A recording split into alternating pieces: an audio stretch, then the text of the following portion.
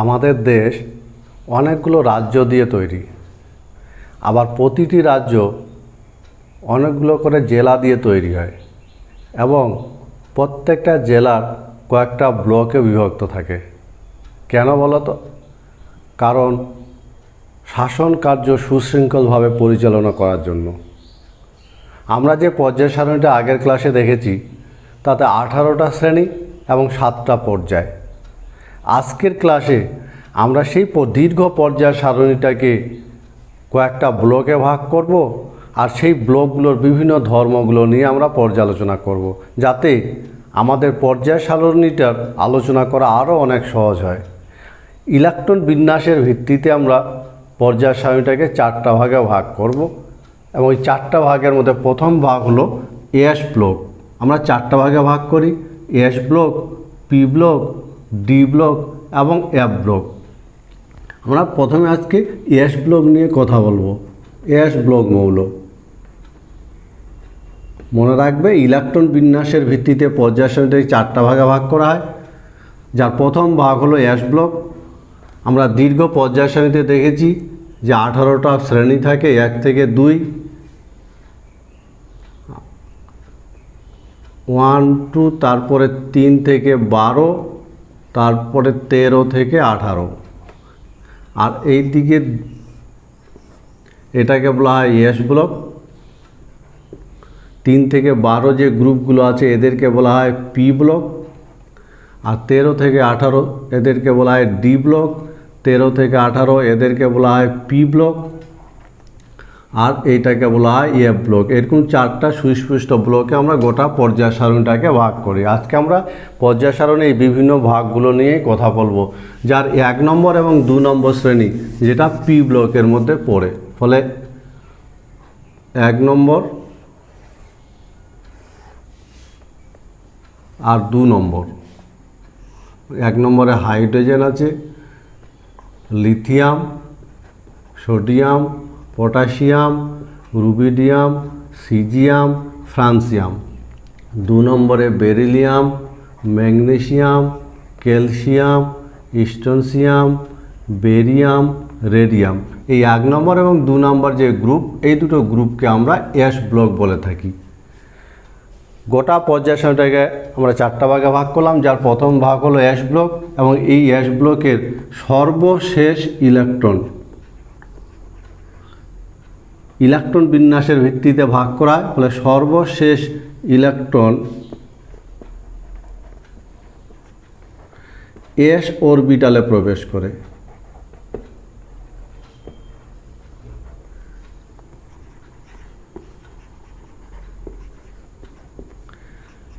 এদের সাধারণ ইলেকট্রন বিন্যাস, এস ব্লক মৌলের সাধারণ ইলেকট্রন বিন্যাস NS122 এবং এস ব্লক মৌলগুলো যে আছে এরা গ্রুপ 1 ক্ষার ধাতু ও গ্রুপ 2 ক্ষারীয় মৃত্তিকা ধাতু।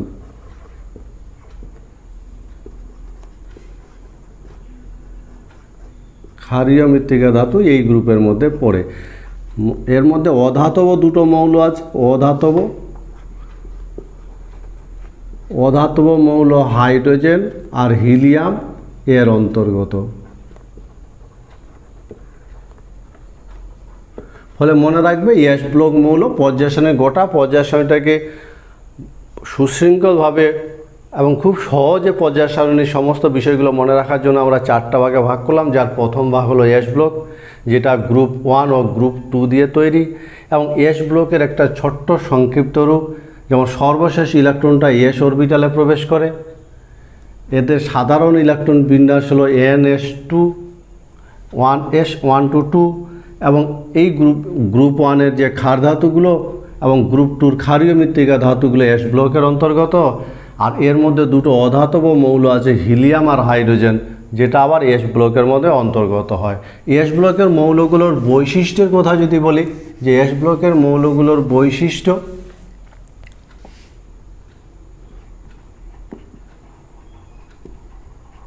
এস ব্লকের মৌলের বৈশিষ্ট্য যেমন এরা সবাই ধাতু, সবাই ধাতু, হাইড্রোজেন আর হিলিয়াম বাদ দিলে।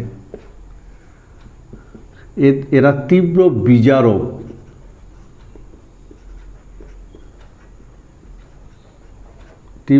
এরা তীব্র বিজারক, এদের আয়নায়ন বিভব খুব কম হয়,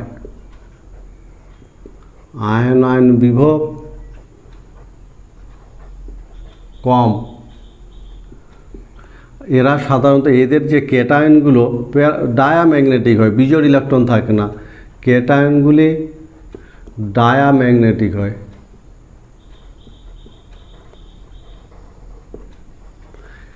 এস ব্লক মৌলগুলো শিখা পরীক্ষায় বর্ণ তৈরি করে, শিখা পরীক্ষায় বর্ণ তৈরি করে। ব্যতিক্রম আছে, যেমন বেরিলিয়াম, ম্যাগনেসিয়াম, এরা কিন্তু বর্ণ তৈরি করে না, কারণ এদের আকার ছোট আর আইপি খুব উচ্চ হয়। এই এস ব্লক মৌলগুলো সাধারণত আয়নীয় যৌগ গঠন করে, আয়নীয় যৌগ গঠন করে। সুতরাং এস ব্লক মৌলগুলোর বেশ কিছু বৈশিষ্ট্য বর্তমান, যেমন এস ব্লকের মৌলগুলো প্রায় সবাই ধাতু, শুধু হাইড্রোজেন আর হিলিয়াম বাদ দিলে। এরা তীব্র বিজারক, এদের আয়নায়ন বিভব খুব কম হয়, এদের ক্যাটায়নগুলো ডায়াম্যাগনেটিক হয়, কারণ ক্যাটায়নগুলোর মধ্যে বিজোড় ইলেকট্রন থাকে না। এরা শিখা পরীক্ষায় সাড়া দেয়, অর্থাৎ শিখা পরীক্ষায় বিভিন্ন বর্ণ তৈরি করে আর আয়নীয় যৌগ গঠন করে। তো বেরিলিয়াম, ম্যাগনেসিয়াম শিখা পরীক্ষায় সাড়া দেয় না। সুতরাং এস ব্লক মৌলগুলো বেশ কিছু বৈশিষ্ট্য বহন করে। আমরা এই এস ব্লক মৌলের একটা জিনিস এখানে দেখব, যে শিখা পরীক্ষায় এরা কিভাবে বর্ণ তৈরি করে। মনে রাখবে, যখন কোনো একটা এস ব্লক মৌলকে বুনসেন বার্নারে উত্তপ্ত করা হয়, বুনসেন বার্নারে যখন কোনো একটা মৌলকে উত্তপ্ত করা হয়, তখন বুনসেন বার্নার একটা মৌলকে যখন উত্তপ্ত করা হয়, তখন শিখা থেকে ইলেকট্রন নিয়ে সে মৌলের আয়ন, মনে রাখবে মৌলের আয়নটা ধাতুতে পরিণত হয়, মৌলের আয়ন ধাতুতে পরিণত হয়, এবং সেই মৌল থেকে ইলেকট্রন উচ্চ শক্তি স্তরে চলে যায়। শিখা থেকে শক্তি নিয়ে উচ্চ শক্তি স্তরে, ইলেকট্রনটা যখন নিম্ন শক্তি স্তরে নেমে আসে, তখন সে বিভিন্ন তরঙ্গ দৈর্ঘ্যের আলো বিকিরণ করে, সেই আলোটা আমরা বর্ণের আকারে দেখতে পাই। কাজে মনে রাখবে যে এস ব্লক মৌলগুলোর যখন উত্তপ্ত করা হয়, তখন তারা শিখা থেকে ইলেকট্রন নিয়ে সেই সমস্ত আয়ন, মৌলের আয়ন পরমাণুতে পরিণত হয়, আর তীব্রভাবে উত্তপ্ত করার ফলে ইলেকট্রন নিম্ন শক্তি স্তর থেকে উচ্চ শক্তির স্তরে স্থানান্তরণ ঘটে। তারা যখন আগের শক্তি স্তরে নেমে আসে, তখন বিভিন্ন তরঙ্গ দৈর্ঘ্যের আকারে আলো বিকিরণ করে, সেই বর্ণটাই আমরা দেখতে পাই। তবে দুটো মৌল আছে এস ব্লক, বেরিলিয়াম এবং ম্যাগনেসিয়াম, এই দুটো কিন্তু শিখা পরীক্ষায় সাড়া দেয় না, কারণ এদের আকার খুব ছোট এবং আয়নায়ন বিভবের মান খুব বেশি। ফলে শিখার যে শিখা, বুনসেন বার্নার যে শিখা, সেখান থেকে ততটা শক্তি তারা নিতে পারে না, যে তাদের ইলেকট্রনে স্থানান্তরের জন্য যতটা শক্তি দরকার। কাজে মনে রাখবে, আলোচনার সুবিধার জন্য গোটা পর্যায় সারণীটাকে যে আমরা 4টা ব্লকে ভাগ করলাম, তার প্রথম ব্লকটা হলো এস ব্লক, যেখানে গ্রুপ 1 ও গ্রুপ 2 আছে। এস ব্লকে প্রায় সকলেই ধাতু, শুধু হিলিয়াম, হাইড্রোজেন বাদ দিলে। এরা তীব্র বিজারক, এদের ক্যাটায়নগুলো ডায়াম্যাগনেটিক হয়, এরা শিখা পরীক্ষায় বর্ণ তৈরি করে এবং এদের আয়নন বিভবের মান খুব কম হয়। কোশ্চেন নাম্বার 1, এস ব্লকের অধাতব মৌল দুটির নাম কি? সোডিয়াম পটাশিয়াম, না বেরিলিয়াম ম্যাগনেসিয়াম, না হাইড্রোজেন হিলিয়াম, না হিলিয়াম নিয়ন? এস ব্লকের অধাতব মৌল কোন জোড়া? এ, বি, সি, ডি? এর উত্তরটা তোমরা তৈরি করবে। আমরা পি ব্লক নিয়ে কথা বলবো। পি ব্লক মৌল পর্যায় সারণীতে আমরা ব্লক বিভাজন পড়ছি, এবং পি ব্লক মনে রাখবে যে আমাদের পি ব্লক 13 থেকে 18, এই যে 5টা গ্রুপ আছে পি ব্লক, আবার আমি বলছি 13 থেকে 18 আমরা এই পি ব্লকের অন্তর্ভুক্ত করে থাকি, এবং এটা বেশ বড় গ্রুপ পি ব্লক, মনে রাখবে 13 থেকে 18 পি ব্লক। এবং এই পি ব্লকে যদি আমরা সাধারণ পরিচিতি নেওয়ার চেষ্টা করি, তাহলে দেখব পি ব্লকের শেষ ইলেকট্রন, সর্বশেষ ইলেকট্রনটি পি অরবিটালে প্রবেশ করে। পি অরবিটালে প্রবেশ করে।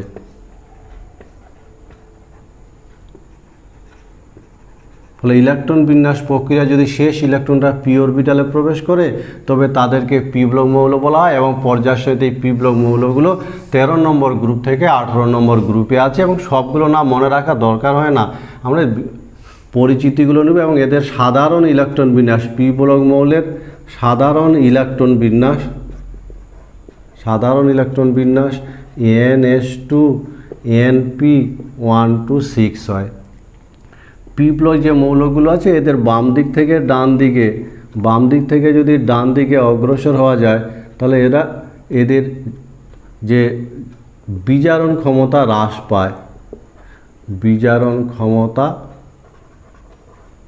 হ্রাস পায়,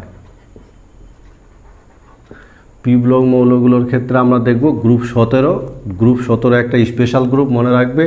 গ্রুপ 17তে এখানে যেমন গ্যাস আছে, গ্যাসীয় পদার্থ আছে, যেমন গ্যাসীয় ফ্লোরিন ক্লোরিন আছে, ঠিক তেমনি তরল ব্রোমিন আছে, আবার কঠিন আয়োডিন আছে। ফলে গ্রুপ 17টা এর মধ্যে গ্যাসীয় পদার্থ তরল কঠিন উভয় ধরনের থাকে। এদের মধ্যে যে অ্যাস্টাটিন মৌলটা একে ম্যানমেড হ্যালোজেন বলা হয়, কারণ এটা কৃত্রিমভাবে তৈরি করা তেজস্ক্রিয় বিক্রিয়ার মাধ্যমে অ্যাস্টাটিন তৈরি করা হয়েছে বলে একে ম্যানমেড বলে। এগুলো একটা সাধারণ পরিচিতি পি ব্লক মৌলের, মনে রাখবে পি ব্লক মৌলগুলো সাধারণ ইলেকট্রন বিন্যাস হলো NS2 Np126। এদের সর্বশেষ ইলেকট্রনটি পি অরবিটালে প্রবেশ করে, বাম দিক থেকে ডান দিকে গেলে এর যে বিজারণ ক্ষমতা হ্রাস পায়। আর এদের মধ্যে 17 নম্বর গ্রুপ, এই 17 নম্বর গ্রুপে কঠিন তরল গ্যাস সব ধরনের মৌল আমরা দেখতে পাই এবং এর মধ্যে অ্যাস্টাটিনকে ম্যানমেড বলা হয়, কারণ এটা তেজস্ক্রিয় বিক্রিয়ার মাধ্যমে কৃত্রিমভাবে তৈরি করা। আমরা পি ব্লক মৌলগুলো যদি আমরা বৈশিষ্ট্যের কথা দেখি, পি ব্লক মৌলগুলোর বৈশিষ্ট্য, তাহলে দেখব এদের পি ব্লক মৌলের বৈশিষ্ট্য।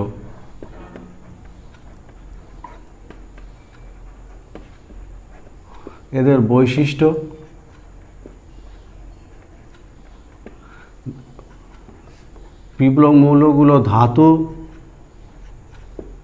অধাতু ও ধাতুকল্প সব ধরনের মৌল পি ব্লকের মধ্যে থাকে। ধাতু, অধাতু এবং ধাতুকল্প সব ধরনের মৌল বর্তমান থাকে। পি ব্লকের মৌলগুলো যে আছে এরা বেশিরভাগ তাপ আর তড়িতের কুপরিবাহী,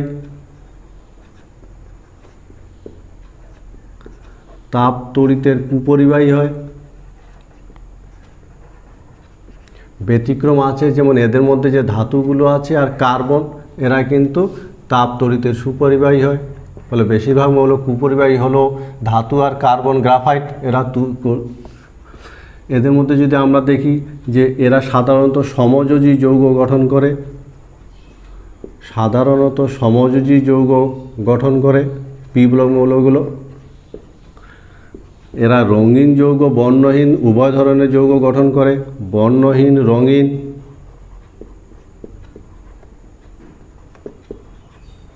উভয় যৌগ গঠন করে।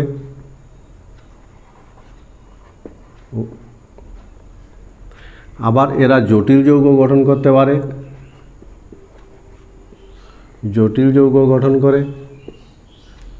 কারণ এদের ফাঁকা ডি অরবিটাল থাকে। ফলে পি ব্লক মৌলগুলোর বেশ কিছু বৈশিষ্ট্যের অধিকারী, যেমন এই ব্লকে ধাতু, ধাতুকল্প, অধাতু উভয় ধরনের মৌল দেখা যায়। এরা সাধারণত তাপ তড়িতের কুপরিবাহী হয়। ব্যতিক্রম আছে, যেমন কার্বন, ধাতুগুলো ছাড়া এরা সাধারণত সমযোজী যৌগ গঠন করে। এরা রঙিন, বর্ণহীন উভয় ধরনের যৌগ গঠন করতে পারে। এবার ডি অরবিটাল ফাঁকা থাকার জন্য এরা আবার জটিল যৌগ গঠন করতে পারে। ফলে পর্যায় সারণী পি ব্লক গ্রুপ 13 থেকে 18। এই পি ব্লকের মৌলগুলো সাধারণ ইলেকট্রন বিন্যাস NS2 Np5। এরা সাধারণত অধাতব, ধাতু, ধাতুকল্প বিভিন্ন ধরনের মৌল নিয়ে তৈরি। আর এরা জটিল যৌগ গঠন করতে পারে, রঙিন যৌগ তৈরি করতে পারে। ডি ব্লক মৌল,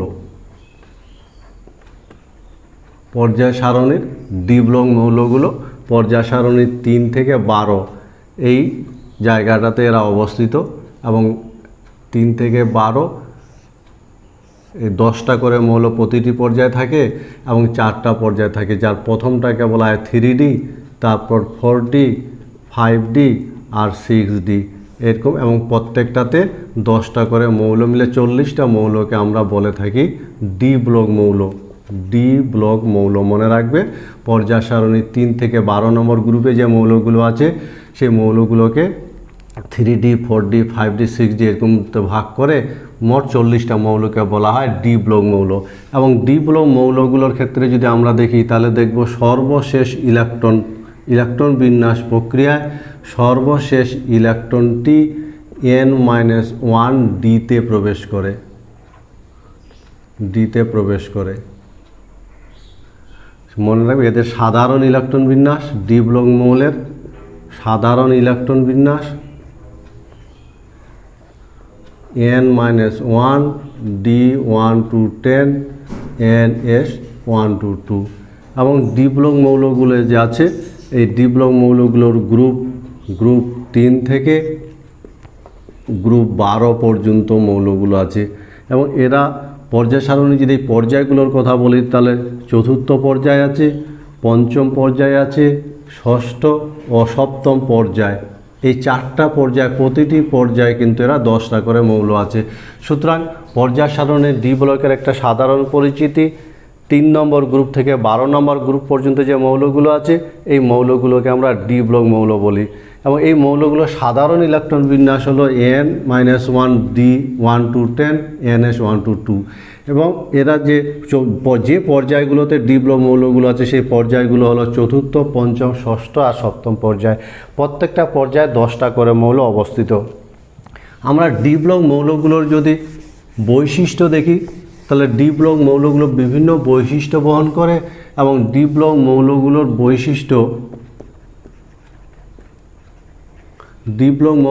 বৈশিষ্ট্য এরা সকলে ধাতু, সবগুলো মৌল, প্রতিটা মৌল ধাতু। এবং এই সমস্ত মৌলগুলোর তাপ আর তড়িতে সুপরিবাহী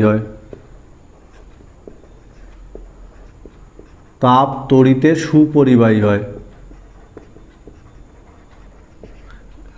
সাধারণত আদর্শ ধাতুগুলো যে সমস্ত বৈশিষ্ট্য বহনকারী হয় এই গ্রুপের মধ্যে মোটামুটি সব বৈশিষ্ট্যগুলোই আমরা দেখতে পাই। যেমন এরা তাপ তড়িতে সুপরিবাহী হয়, এদের গলনাঙ্ক স্ফুটনাঙ্ক উচ্চ হয়,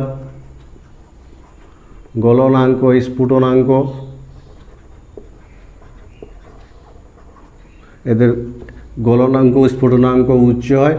এবং এরা জটিল যৌগ গঠন করে, এরা রঙিন যৌগ গঠন করে, এরা আবার অনুঘটক হিসাবে কাজ করতে পারে।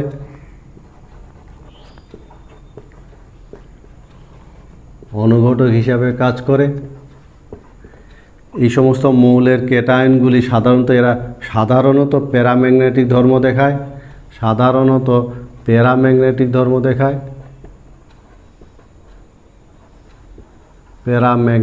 ধর্ম দেখায়।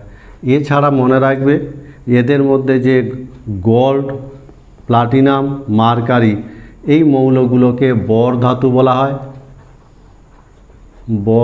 বলা হয়। সেই সঙ্গে মনে রাখবে আয়রন, কোবাল্ট এদেরকে চুম্বকে পরিণত করা যায়। ফলে সেজন্য এদেরকে বলা হয় ফেরোম্যাগনেটিক মৌল বলা হয়।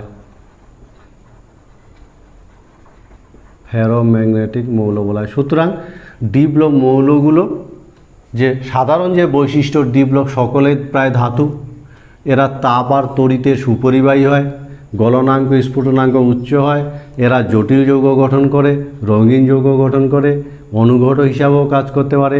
এদের মৌল বা সাধারণত ক্যাটায়নগুলো প্যারাম্যাগনেটিক ধর্ম বহন করে, কারণ বিজোড় ইলেকট্রনের উপস্থিতির জন্য গোল্ড, প্লাটিনাম, মার্কারি এদেরকে বর ধাতু বলা হয়। আবার আয়রন, কোবাল্টকে চুম্বকে পরিণত করা যায় বলে এদের ফেরোম্যাগনেটিক পদার্থ বলে। কোশ্চেন 2, নিচের কোনটি ফেরোম্যাগনেটিক মৌল?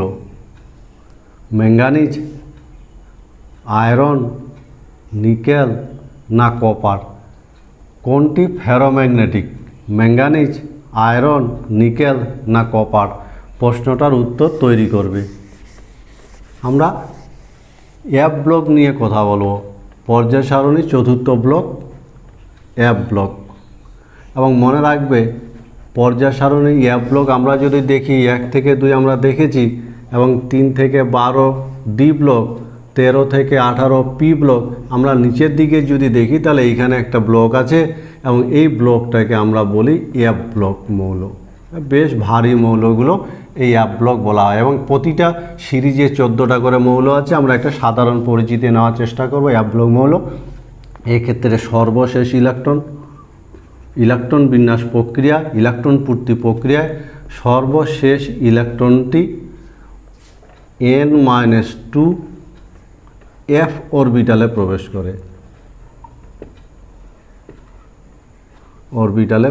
করে। এবং এফ ব্লক মৌলগুলো সাধারণ ইলেকট্রন বিন্যাস যদি দেখি, সাধারণ ইলেকট্রন বিন্যাস n-2 f1 to 14 n-1 d0 to 1 ns2। এটা হলো এদের সাধারণ ইলেকট্রন বিন্যাস। মনে রাখার চেষ্টা করে, পরীক্ষায় আসে অনেক সময়। এবং এফ ব্লক মৌলগুলোকে আমরা দুটো সিরিজে ভাগ করি। দেখতে পাচ্ছি দুটো সিরিজ আছে, দুটো সিরিজে ভাগ করা হয়। দুটো সিরিজ, একটা হলো ল্যান্থানাইড মৌল, যেখানে সেরিয়াম 58 থেকে শুরু করে লুটেশিয়াম 71 পর্যন্ত 14টা মৌল। আরেকটা সিরিজ হলো অ্যাক্টিনাইড সিরিজ। এই দুটো সিরিজকে বলা হয় এফ ব্লক মৌল। অ্যাক্টিনাইড সিরিজ যেখানে থোরিয়াম 90 থেকে শুরু করে লরেন্সিয়াম 103 পর্যন্ত। সুতরাং পর্যায় সারণীর ভারী মৌলগুলোকে নিয়ে যে ব্লকটা, তাকে বলা হয় এফ ব্লক মৌল। এই এফ ব্লক মৌল দুটো সিরিজ নিয়ে তৈরি, ল্যান্থানাইড সিরিজ যেখানে সেরিয়াম থেকে লুটেশিয়াম পর্যন্ত, এবং অ্যাক্টিনাইড সিরিজ যেখানে থোরিয়াম থেকে লরেন্সিয়াম পর্যন্ত। এফ ব্লক মৌলগুলোর শেষ ইলেকট্রনটা n-2 f অরবিটালে প্রবেশ করে, যাদের সাধারণ ইলেকট্রন বিন্যাস হলো এটা n-2 f 1 থেকে 14, আর n-1 d0 থেকে 1 ns2। এফ ব্লক মৌলগুলোর যদি বৈশিষ্ট্যের কথা ভাবি, তাহলে এফ ব্লক মৌলগুলোর যে সাধারণ বৈশিষ্ট্যগুলো বর্তমান এফ ব্লক মৌলের বৈশিষ্ট্য, যেমন এরা সকলে ধাতু। এফ ব্লক মৌলগুলো সকলেই ধাতু। এদের গলনাঙ্ক স্ফুটনাঙ্ক উচ্চ।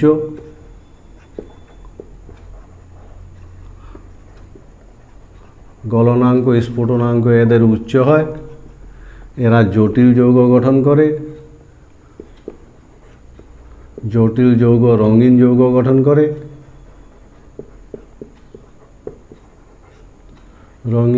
গঠন করে। এই মৌলগুলো সাধারণত এরা প্যারাম্যাগনেটিক হয়।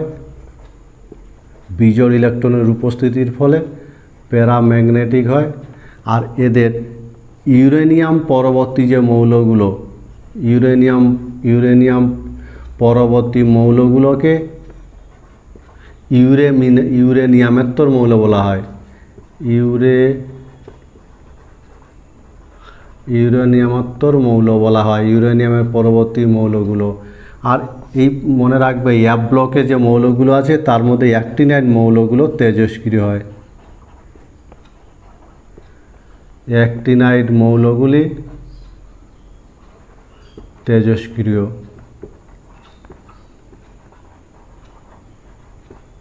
সুতরাং এফ ব্লক মৌলগুলোর বৈশিষ্ট্য প্রায় এরা সকলে ধাতু হয়। এদের গলনাঙ্ক স্ফুটনাঙ্ক উচ্চমানের হয়। এরা রঙিন যৌগ তৈরি করে, জটিল যৌগ গঠন করে।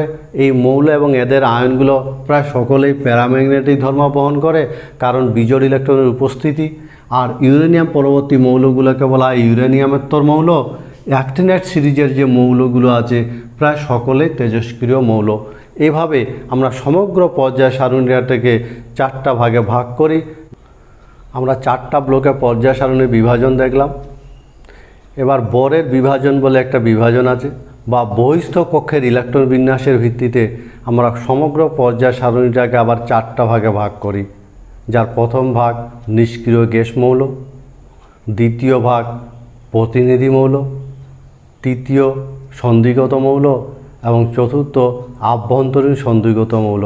মনে রাখবে বরের বিভাজন অনুযায়ী অথবা শেষ যে দুটো কক্ষ আছে সেই শেষ দুটি কক্ষের ইলেকট্রন বিন্যাসের ভিত্তিতে অর্থাৎ বহিস্থ কক্ষের ইলেকট্রন বিন্যাসের ভিত্তিতে আমরা সমগ্র পর্যায় সারণীটাকে 4টা ভাগে ভাগ করি।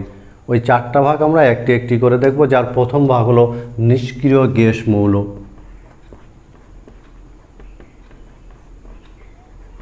নিষ্ক্রিয় গ্যাস মৌল।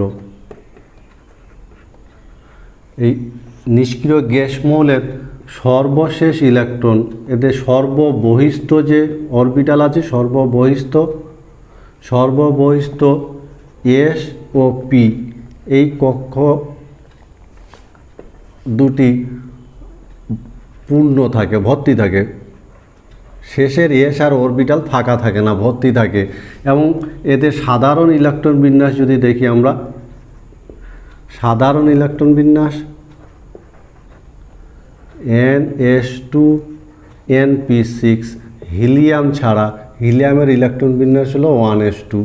আর এই নিষ্ক্রিয় মৌলগুলো এদের বহিস্থ কক্ষে 8টি ইলেকট্রন থাকে। এদের ইলেকট্রন বিন্যাস স্থিতিশীল।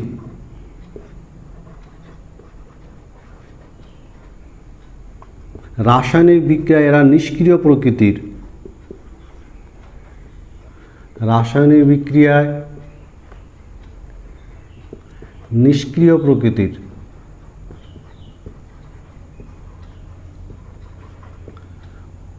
আর এদের যোজ্যতা শূন্য ধরা হয়।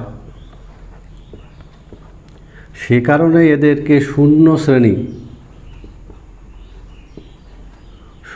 শ্রেণী বা 18 নম্বর গ্রুপে রাখা হয়, 18 শ্রেণীতে রাখা হয়। সুতরাং বহিস্থ শেষ দুটি কক্ষের ইলেকট্রন বিন্যাসের ভিত্তিতে আমরা পর্যায় সারণীকে যে 4টা ভাগে ভাগ করি, তার প্রথম ভাগ হলো নিষ্ক্রিয় গ্যাস মৌল। এই নিষ্ক্রিয় গ্যাস মৌল সর্ববহিস্থ এস এবং পি উপকক্ষগুলো ইলেকট্রন দ্বারা পূর্ণ থাকে। নিষ্ক্রিয় গ্যাস মৌলগুলো সাধারণ ইলেকট্রন বিন্যাস NS2 NP6। মনে রাখবে এদের বহিস্থ কক্ষে ইলেকট্রন সংখ্যা 8 হওয়ায় এই ধরনের ইলেকট্রন বিন্যাস অতীব স্থিতিশীল হয়। সে কারণে এরা রাসায়নিক বিক্রিয়া নিষ্ক্রিয় প্রকৃতির হয় এবং এদের যোজ্যতা শূন্য ধরে 0 শ্রেণী বা 18 নম্বর শ্রেণীতে রাখা হয়। আমরা বহিস্থ কক্ষের ইলেকট্রন বিন্যাসের ভিত্তিতে পরের ভাগ দেখব প্রতিনিধি মৌল। রিপ্রেজেন্টেটিভ এলিমেন্ট বলা হয় প্রতিনিধি মৌল।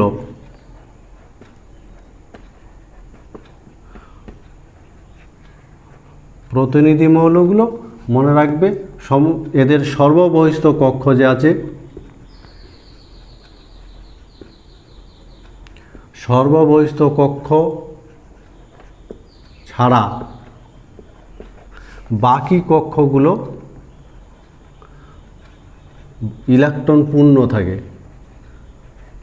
সর্ববহিস্থ কক্ষটায় শুধু ইলেকট্রন পূর্ণ থাকে না, সর্ববহিস্থ কক্ষ ছাড়া বাকি কক্ষগুলো সব ইলেকট্রন পূর্ণ থাকে। এবং এই যে প্রতিনিধি মৌলগুলোর এই সাধারণ ইলেকট্রন বিন্যাস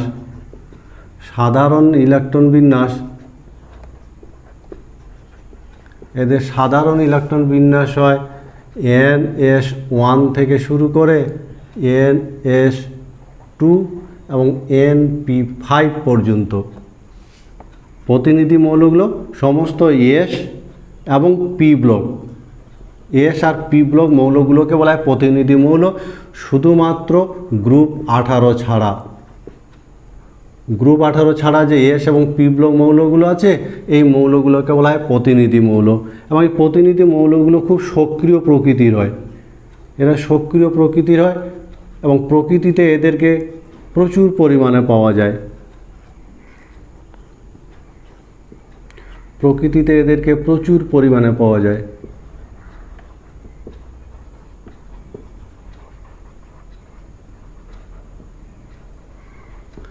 এবং এরা এই যে প্রতিনিধি মৌলগুলো এদেরকে আবার বলা হয় আদর্শ মৌল। আদর্শ বা এদেরকে টাইপিক্যাল এলিমেন্টও বলা হয়, বিশিষ্ট মৌল বলা হয়, বিশিষ্ট মৌল বলা হয়। সুতরাং বহিস্থ কক্ষের ইলেকট্রন বিন্যাসের ভিত্তিতে আমরা যে পর্যায় সারণীকে 4টা ভাগে ভাগ করি, তার মধ্যে দ্বিতীয় ভাগ হলো প্রতিনিধি মৌল। এস এবং পি ব্লক সমস্ত মৌলগুলোই এই প্রতিনিধি মৌলের অন্তর্গত, একমাত্র গ্রুপ 18 নিষ্ক্রিয় মৌলগুলো বাদ দিয়ে। এই প্রতিনিধি মৌলগুলো সাধারণ ইলেকট্রন বিন্যাস NS1 থেকে NS2 থেকে 5 হতে পারে এবং এরা খুব সক্রিয় প্রকৃতির হয়। প্রকৃতিতে এদেরকে প্রচুর পরিমাণে পাওয়া যায়। এদেরকে আবার আদর্শ মৌল বা টাইপিক্যাল এলিমেন্টও বলা হয়। সন্ধিগত মৌল।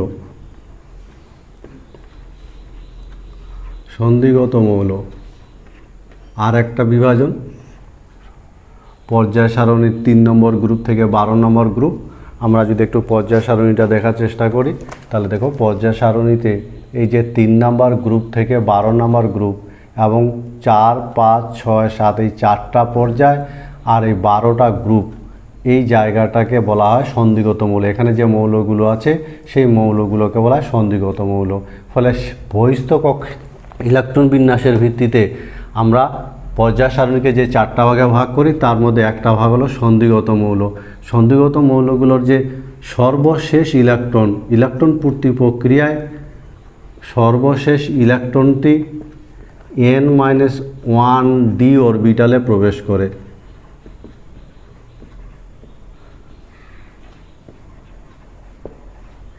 n-1d অরবিটালে এই সর্বশেষ ইলেকট্রনটি প্রবেশ করে এবং সন্ধিগত মৌলের ক্ষেত্রে সাধারণ ইলেকট্রন বিন্যাস হয় এদের n-1 d 1 to 10 R ns 1 to 2। সন্ধিগত মৌলের সংজ্ঞা আছে, মনে রাখবে। সন্ধিগত মৌলগুলো যে যাদের স্বাভাবিক বা সুস্থিত জারণ অবস্থায় যদি অসম্পূর্ণ ডি থাকে অবস্থায় আংশিক ডি অরবিটাল যে সমস্ত মৌলের তাদেরকে সন্ধিগত মৌল বলে। আংশিক ডি অরবিটাল থাকে। সন্ধিগত মৌলগুলো আমরা আমরা বিভিন্ন ধর্মগুলো দেখেছি, যেমন এরা রঙিন যৌগ তৈরি করে, এরা জটিল যৌগ তৈরি করে, জটিল যৌগ গঠন করে এবং এরা অনুঘটক হিসাবেও কাজ করতে পারে,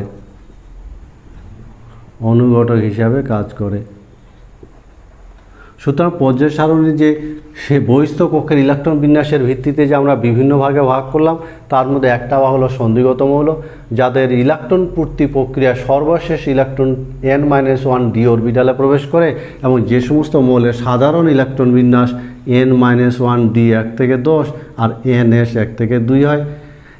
সন্ধিগত মৌল তাদেরকে বলা হয় যারা স্বাভাবিক অবস্থায় অথবা সুস্থিত জারণ অবস্থায় যাদের ডি অরবিটাল আংশিক পূর্ণ থাকে। সন্ধিগত মৌলগুলো জটিল যৌগ গঠন করে, রঙিন যৌগ তৈরি করে, এরা অনুঘটক হিসাবে কাজ করতে পারে।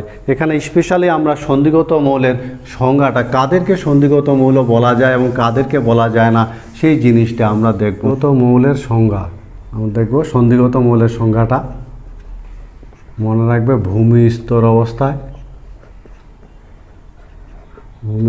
অবস্থায় দুটা শর্তের মধ্যে যে কোনো একটা শর্ত যদি কোনো মৌল পূর্ণ করতে পারে তাহলে সে সন্ধিগত মৌল হবে। ভূমি স্তর অবস্থায় অথবা স্থিতিশীল জারণ অবস্থা, যে কোনো একটা ভূমি স্তর অবস্থায় অথবা স্থিতিশীল জারণ অবস্থায় যে কোনো একটা অবস্থায় যদি আংশিক ডি অরবিটাল থাকে, অর্থাৎ আংশিক ডি অরবিটাল থাকে, যেমন আমরা যদি কপার দেখি, কপার সন্ধিগত মৌল কি না বলা যাবে, যেমন কপারের পরমাণু ক্রমাঙ্ক 29। ফলে যে সমস্ত মৌলের ভূমিস্তর অবস্থায় অথবা যে কোনো একটা স্থিতিশীল জারণ অবস্থায় যদি আংশিক ডি অরবিটাল থাকে, ডিতে যদি 10-এর কম ইলেকট্রন থাকে, তাহলে সেই মৌলগুলোকে সন্ধিগত মৌল বলা হবে। যেমন কপার 29 এর ইলেকট্রন বিন্যাস, আমরা যদি কপার 29-এর ইলেকট্রন বিন্যাস দেখি, তাহলে 29-এর ইলেকট্রন বিন্যাস হবে আর্গন 18 4s2 3d10 4s1। এটা হলো কপারের স্বাভাবিক ইলেকট্রন বিন্যাস। এই অবস্থায় কিন্তু কপারের আংশিক পূর্ণ ডি নেই, কিন্তু কপারের স্থিতিশীল জারণ অবস্থা হলো +2 এবং স্থিতিশীল জারণ অবস্থায় কপারের ইলেকট্রন বিন্যাস হলো 3d9, যেটা আংশিক ডি, ডি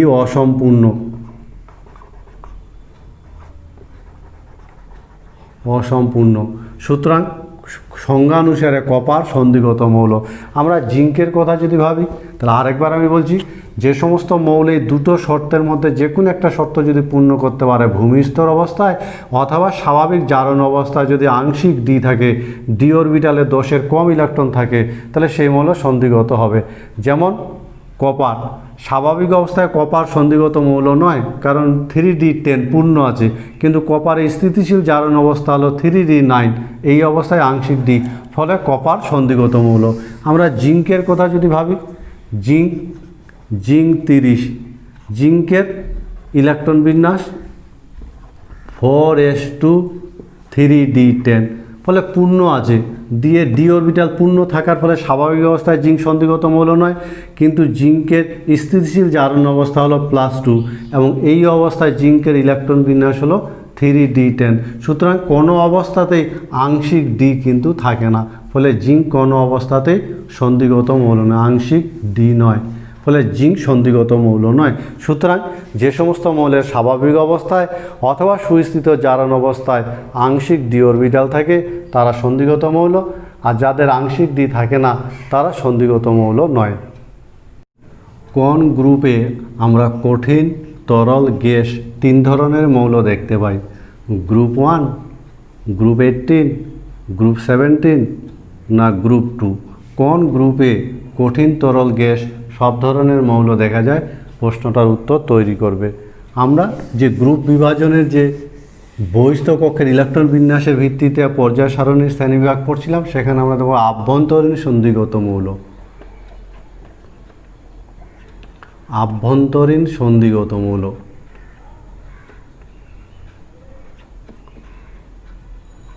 আভ্যন্তরীণ সন্ধিগত মৌল আমরা কোন বিভাগটাকে বলবো? যাদের ইলেকট্রন পূর্তি প্রক্রিয়ায় সর্ববহিস্থ তিনটি কক্ষ অপূর্ণ থাকে। এদের ইলেকট্রন পূর্তি প্রক্রিয়া শেষের 3টা কক্ষ ইলেকট্রন অপূর্ণ থাকে এবং এদের সাধারণ ইলেকট্রন বিন্যাস যদি দেখি, সাধারণ ইলেকট্রন বিন্যাস হলে এদের সাধারণ ইলেকট্রন বিন্যাস n-2 f1 to 14 n-1 d0 to 1 ns2, এটা এদের সাধারণ ইলেকট্রন বিন্যাস হয়।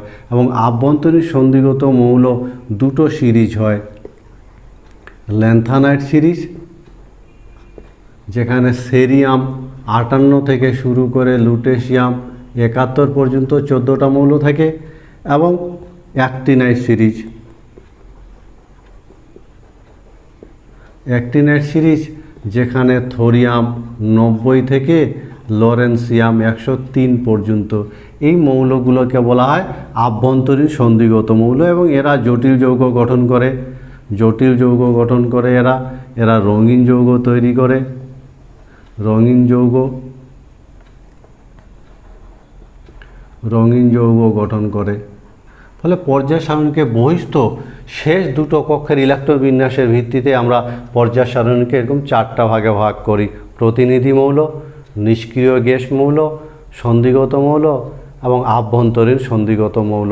আমরা পর্যায় সারণী বিভিন্ন যে বৈশিষ্ট্য বিভিন্ন ভাগে ভাগ করার পর ল্যান্থানাইট সংকোচন বলে পর্যায় সারণীতে একটা ঘটনা আছে, সেই ল্যান্থানাইট সংকোচনটা দেখব। ল্যান্থানাইট সংকোচন। ল্যান্থানাইট সংকোচন কাকে বলে? ল্যান্থানাইট মৌলগুলো যে আছে, এই ল্যান্থানাইট আমরা জানি সেরিয়াম থেকে শুরু করে লুটেশিয়াম পর্যন্ত ল্যান্থানামের পরবর্তী মৌলগুলো ল্যান্থানাইট মৌলগুলির পরমাণু ক্রমাঙ্ক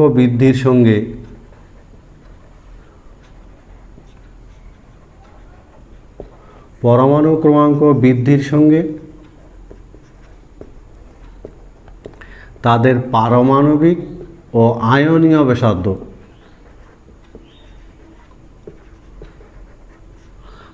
ব্যাসার্ধ হ্রাস পায়। একে ল্যান্থানাইট সংকোচন বলে। সুতরাং মনে রাখবে, পর্যায় সারণীর একটা ঘটনা ল্যান্থানাইট সংকোচন। ল্যান্থানাইট পরবর্তী যে মৌলগুলো আছে সেরিয়াম থেকে লুটেশিয়াম পর্যন্ত, যাদেরকে আমরা ল্যান্থানাইট মৌল বলি, তাদের পরমাণু ক্রমাঙ্ক বৃদ্ধির সঙ্গে সঙ্গে তাদের পারমাণবিক আর আয়নীয় ব্যাসার্ধ হ্রাস পায়। আর এই হ্রাস পাওয়ার ঘটনাটাকে বলা হয় ল্যান্থানাইট সংকোচন। এবং ল্যান্থানাইট সংকোচনের কারণটা পড়তে হয়। ল্যান্থানাইট সংকোচনের কারণ কি, এবং এই কারণটা যদি আমরা দেখতে চাই তাহলে আমরা একটা ছোট ডায়াগ্রামিক্যালি দেখার চেষ্টা করব। ল্যান্থানাইট সংকোচনের ক্ষেত্রে আমরা যদি দেখি, ল্যান্থানাইট সংকোচনের ক্ষেত্রে তো আমরা দেখব আমরা এটাকে বলবো 4F, এটা হলো 5D, আর এটা হলো 6S। পার্থক্যসূচক ল্যান্থানাইট মৌলগুলোর ক্ষেত্রে যে পার্থক্যসূচক ইলেকট্রনটা প্রবেশ করে 4F-এ, 5Dর পরিবর্তে 4F-এ প্রবেশ করে। আর 4F-এর আবরণী ক্ষমতা খুব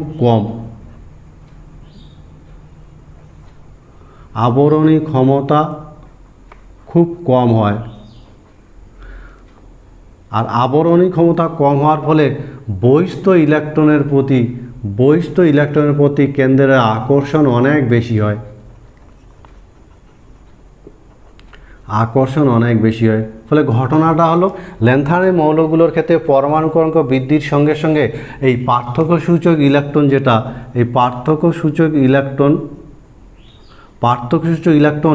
5Dর পরিবর্তে 4F-এ প্রবেশ করে। আবার 4F-এর আবরণী ক্ষমতা কম হওয়ার ফলে বহিস্থ ইলেকট্রনের প্রতি কেন্দ্রের আকর্ষণ বৃদ্ধি পায়। ফলে পারমাণবিক ব্যাসার্ধের সংকোচন ঘটে। সুতরাং ল্যান্থানাইট সংকোচনের কারণ আমরা বলতে পারি যে ল্যান্থানাইট সংকোচনে পরমাণু ক্রমাঙ্ক বৃদ্ধির সঙ্গে পার্থক্যসূচক ইলেকট্রনটি 5D এর পরিবর্তে 4F-এ প্রবেশ করে। আবার 4F-এর আবরণী ক্ষমতা কম,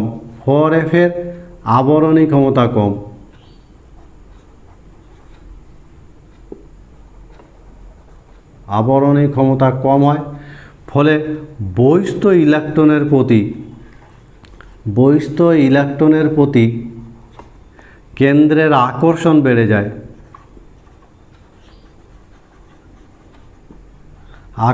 বৃদ্ধি পায়।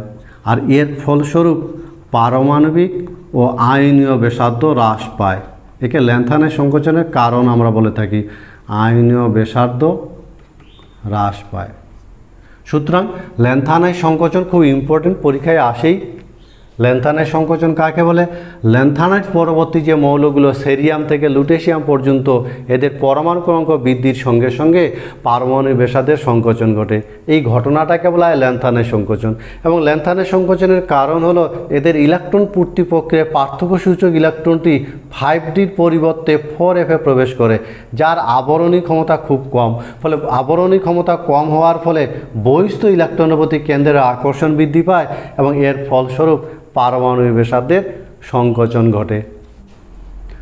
কোশ্চেন নম্বর 4, শিখা পরীক্ষায় নিচের কোনটা সাড়া দেয় না? আমরা শিখা পরীক্ষায় বর্ণ তৈরি করে না, সোডিয়াম, পটাশিয়াম, ম্যাগনেসিয়াম না ক্যালসিয়াম? এদের মধ্যে কোনটা শিখা পরীক্ষায় বর্ণ তৈরি করে না? উত্তরটা তৈরি করবে। দীর্ঘ পর্যায়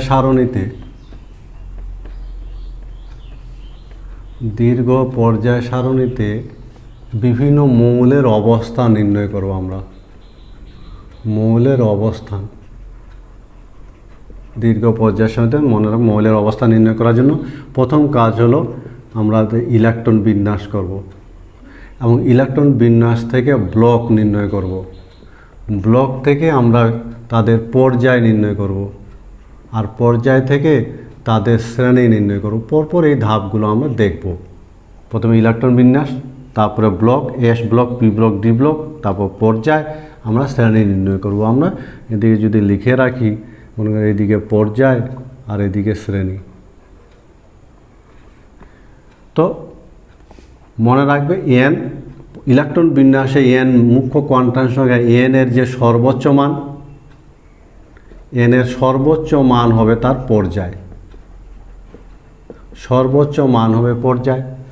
আর এস ব্লক মৌল যদি হয় সেক্ষেত্রে মনে রাখবে যে এস ব্লক মৌল যদি হয়, এস ব্লক, তাহলে সেক্ষেত্রে তাদের যে শেষ একদম শেষের এস ইলেকট্রন, শেষের এস ইলেকট্রন হবে তার শ্রেণী। যদি পি ব্লক মৌল হয় তাহলে মনে রাখবে 10 প্লাস শেষের এস প্লাস পি, এই ইলেকট্রন সংখ্যাটা হবে তাদের শ্রেণী। মনে রাখবে যদি ডি ব্লক হয় তাহলে সেক্ষেত্রে তাদের n-1 D plus N S, এটা হবে তাদের শ্রেণী। এগুলোকে এন আমরা ধরে নিতে পারি, এন এস প্লাস এনপি। আর যদি এফ ব্লক মৌল হয় তাহলে সেক্ষেত্রে এদের কিন্তু শ্রেণীটা ধ্রুবক, তৃতীয় শ্রেণী। সমস্ত এফ ব্লক মৌল তৃতীয় শ্রেণীতে আছে।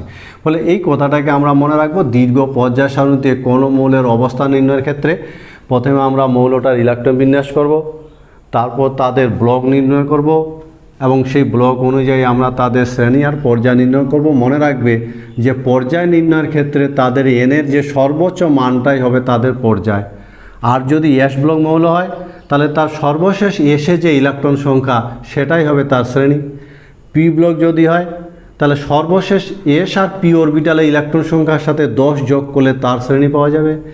ডি ব্লক মৌল যদি হয় তাহলে সর্বশেষ ডি এবং এস অরবিটালের মোট ইলেকট্রন সংখ্যা হবে তাদের শ্রেণী। আর এফ ব্লক মৌলগুলো একদম তৃতীয় শ্রেণীতে আছে, এটা ধ্রুবক। আমরা উদাহরণ হিসাবে তো দেখব, যেমন ক্লোরিন 17। ক্লোরিন 17 যদি ইলেকট্রন বিন্যাস করা হয় 1s2, 2s2, 2p6, 3s2, 3p5, শেষ ইলেকট্রনটা পিতে লিখলাম, সুতরাং এটা পি ব্লক মৌল।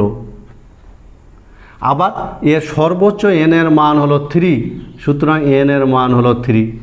কাজেই আমরা যদি ক্লোরিন মৌলটার দীর্ঘ পর্যায় সারণীতে অবস্থানের কথা বলি তাহলে ক্লোরিনের পর্যায় আর শ্রেণীর কথা যদি বলি তাহলে কি হবে বলো তো? নিজেরাই বলতে পারবে। পর্যায় কত হবে? এন এর সর্বোচ্চ মান, তাহলে পর্যায় হবে 3। আর যেহেতু পি ব্লক মৌল, ফলে পি ব্লক মৌল হলে শেষের এন আর পি যোগ করতে হবে। শেষের এন আর পি যদি যোগ করি তাহলে 5 আর 2 7, তার সাথে 10 যোগ করতে হবে, তাহলে শ্রেণী হবে 17। আমরা এভাবে বিভিন্ন মৌলের অবস্থান কিন্তু সহজে বলে দিতে পারি। আর একটা উদাহরণ আমরা নিচ্ছি, যেমন মনে করো ক্যালসিয়াম 20, ক্যালসিয়াম 20 ইলেকট্রন বিন্যাস যদি করি 1s2, 2s2, 2p6, 3s2, 3p6, 4s2। আমরা এক্ষেত্রে দেখলাম শেষ ইলেকট্রনটা এসে লিখলাম, ফলে এটা এস ব্লক মৌল। ব্লক নির্বাচনটা একটা গুরুত্বপূর্ণ, এবং সেক্ষেত্রে আমরা দেখতে পাচ্ছি যে এটার যে এস ব্লক মৌল এবং এন এর সর্বোচ্চ মান হলো 4, তাহলে এন এর সর্বোচ্চ মান 4। ফলে ক্যালসিয়াম মৌলটার কথা যদি আমরা বলি তাহলে ক্যালসিয়াম মৌলটার পর্যায় হবে 4। আর যেহেতু এস ব্লক মৌল, সুতরাং শুধুমাত্র শেষের এস ইলেকট্রনটাই কাউন্ট করতে হবে, 2টো ইলেকট্রন আছে, ফলে শ্রেণী হলো 2।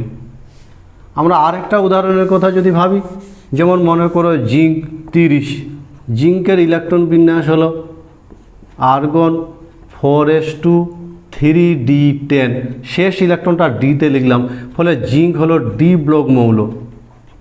আর এন এর সর্বোচ্চ মান হলো 4। সুতরাং জিঙ্ক মৌলটার কথা যদি ভাবি তাহলে জিঙ্কের বলতে পারবে তো জিঙ্কের পর্যায় হবে 4। আর যেহেতু ডি ব্লক মৌল, ফলে ডি ব্লকের ক্ষেত্রে শেষের ডি আর এস এই দুটোর সমষ্টি হবে। আমরা দেখতে পাচ্ছি ডিতে আছে 10টা, এসে আছে 2টো, ফলে এদের শ্রেণী হবে 12। এভাবে আমরা দীর্ঘ পর্যায় সারণীতে ইলেকট্রন বিন্যাস থেকে ব্লক নির্ণয়, ব্লক থেকে পর্যায় শ্রেণী আমরা বিভিন্ন মৌলের অবস্থান নির্ণয় করি।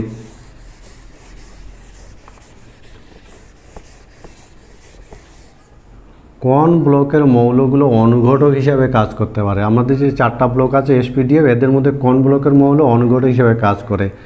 S block, P block, D block না এফ ব্লক? কোন ব্লকের মৌল অনুঘটক হিসাবে কাজ করে? প্রশ্নটার উত্তর তৈরি করবে। ইউরেনিয়াম পরবর্তী যে মৌলগুলো আছে, ইউরেনিয়াম পরবর্তী মৌলগুলোর ইউপেক নামকরণ আমরা দেখব। ইউরেনিয়াম পরবর্তী মৌলের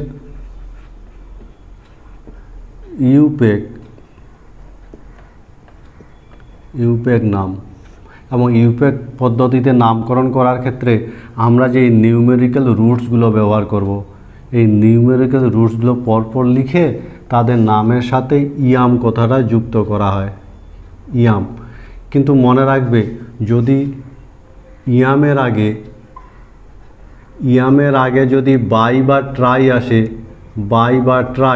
তাহলে সেক্ষেত্রে কিন্তু একটা আই বাদ যাবে, বাই বা ট্রাই আইটা বাদ যাবে, দুটো আই পরপর হবে না।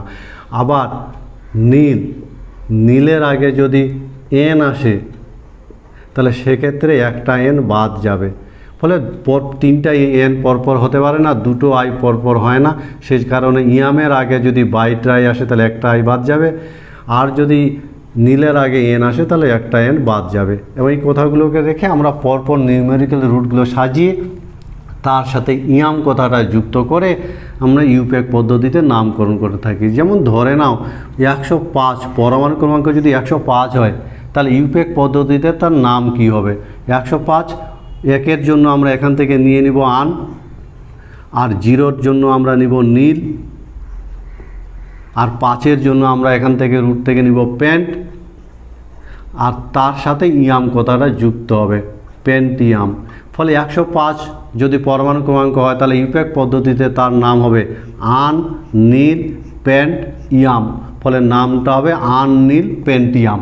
এভাবে ইউপেক পদ্ধতিতে আমরা বিভিন্ন মৌলের নামকরণ করে থাকি। আমরা আরেকটা যদি দেখি, যেমন মনে করো 112, তাহলে 112 যদি হয় তাহলে তার নাম কী হবে? আমরা নিউমেরিক্যাল রুটস থেকে নিয়ে নেব, 1-এর জন্য আন নিব, আবার 1-এর জন্য আন নিব, 2-এর জন্য বাই নিব, কিন্তু যেহেতু এখানে ইয়ামের একটা আই আছে তাহলে একটা আই কম লিখব, বাইয়াম। ফলে 112 পরমাণু ক্রমাঙ্ক মৌলটার নাম হবে আনান বাইয়াম। আমরা যদি আরেকটা দেখি, খুব সহজ আছে, নিউমেরিক্যাল রুট মনে রাখতে হবে। 0-এর জন্য নীল, 1-এর জন্য un, 2 bi, 3 tri, 4 quad, 5 pent, 6 hex, 7 sept, 8 oct and 9। আমরা যদি মনে করি 115 নামকরণ করব তাহলে আর সহজে বলতে পারবো। অথবা আমরা ধরে নিলাম যে 118 নামকরণ করব, তাহলে 118 নামকরণ কি হবে? 1-এর জন্য আন, 1-এর জন্য আন, আর 8-এর জন্য কিনব অক্ট, আর তার সাথে ইয়াম কথাটা যুক্ত করব, অক্টিয়াম। ফলে 118 আন অক্টিয়াম।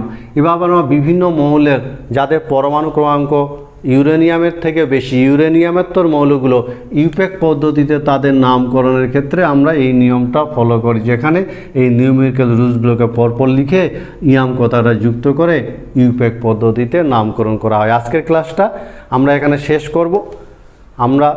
আমি আশা করব সবাই ভালো করে পড়বে এবং ভালো করে বুঝে নেবে জিনিসটা, এবং বারবার ভিডিওটা দেখে নিজের কনসেপশনটা ক্লিয়ার করার চেষ্টা করবে।